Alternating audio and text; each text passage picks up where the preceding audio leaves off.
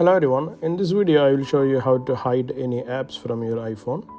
You don't need any separate softwares for it, just inbuilt iOS feature itself you can do it. Make sure you update it to iOS 18 and above versions, then you will have this feature. Before I'm going to hide it, let me show you the app library.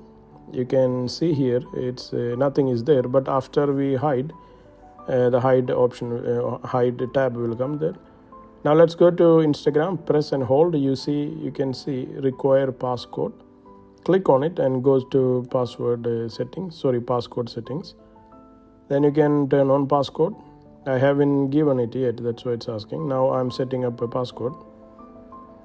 It's done already. Now again go back to Instagram and press and hold. Then you click to Require Passcode.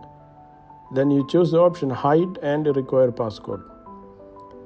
Click on it so that it will completely hide the app icon itself. Now you need to enter the passcode again. Now you get the option to hide the app. It will hide all the notifications and everything. Now I click the hide app. Now you can see the app icon itself is gone from there.